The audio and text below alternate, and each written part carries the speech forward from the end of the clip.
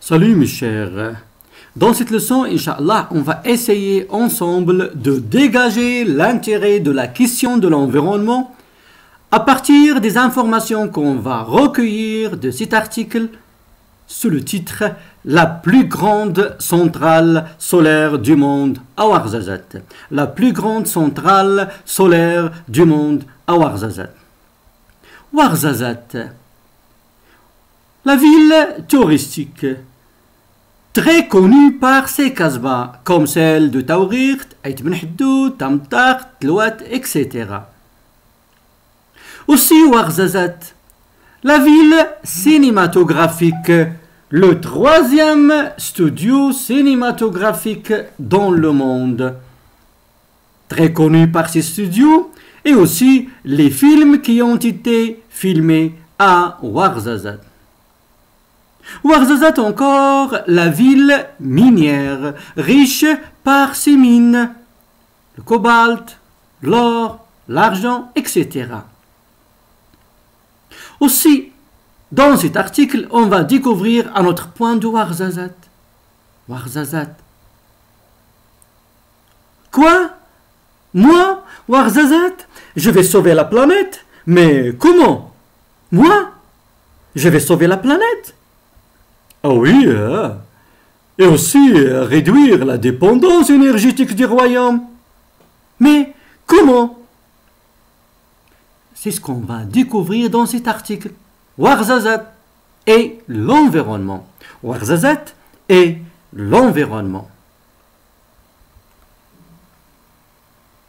La plus grande centrale solaire du monde à Ouarzazate.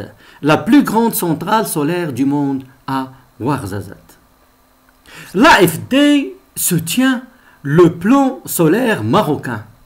Le plan Nour qui vise à développer une source d'énergie renouvelable et à réduire la très forte dépendance énergétique du royaume ou bien du pays.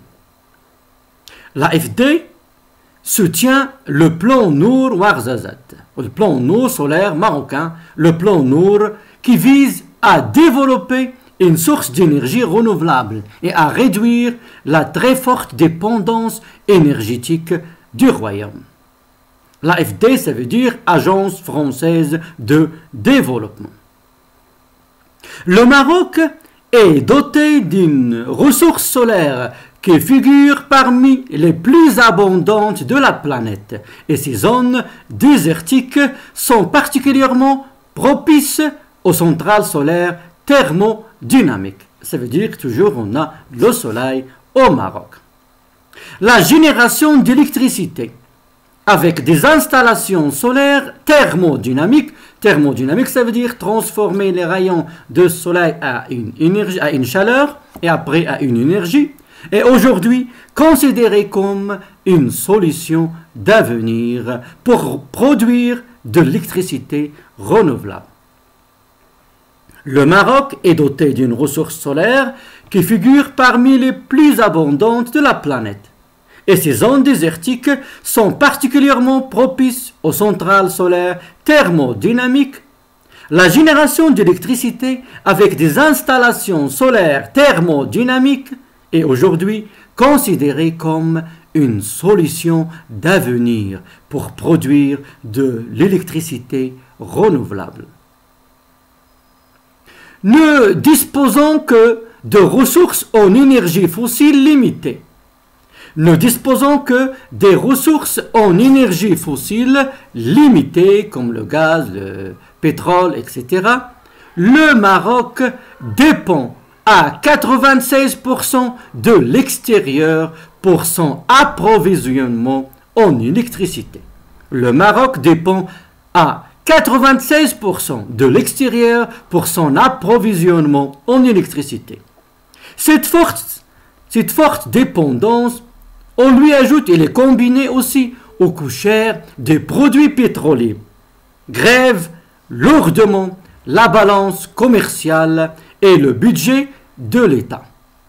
Alors, cette forte dépendance, on lui ajoute encore les produits pétroliers qui sont chers. Tout ça, il pèse lourdement sur la balance commerciale et aussi le budget de l'État. En novembre 2009, le plan solaire marocain Nour a été lancé avec l'objectif de développer une capacité de production d'électricité à base d'énergie solaire de 2000 MW, minimum d'ici 2020. Il est mis en œuvre par une agence créée à cet effet, c'est MASEN, Moroccan Agency for Sustainable Energy. Ça veut dire Agence marocaine des énergies renouvelables. Alors, en novembre 2009, le plan solaire marocain, le plan Nour, a été lancé avec l'objectif de développer une capacité de production d'électricité à base d'énergie solaire de 2000 MW, minimum d'ici 2020. Elle est mise en œuvre par une agence créée à cet effet, MASEN, ça veut dire Agence marocaine des énergies renouvelables. Maintenant, quel est l'impact du projet Nour? Quel est l'impact du projet Nour? Le projet Nour permettra tout d'abord de réduire la dépendance énergétique du royaume et renforcer sa capacité de production électrique. Alors, le premier impact, c'est réduire la dépendance. On a vu que le Maroc, il dépend de l'extérieur. Le Maroc dépend de l'extérieur à 96% pour son approvisionnement en électricité. Alors, Ouarzazate, il va réduire la dépendance énergétique du royaume et il va renforcer sa capacité de production électrique. Deuxièmement, réduire l'impact négatif des importations d'énergie fossile sur le budget de l'État et sur la balance commerciale du royaume. Réduire l'impact négatif des importations d'énergie fossile sur le budget de l'État et sur la balance commerciale du royaume. Et le troisième impact, c'est maîtriser une ressource nationale. Ça veut dire qu'on va avoir une ressource nationale d'électricité basée sur l'énergie solaire.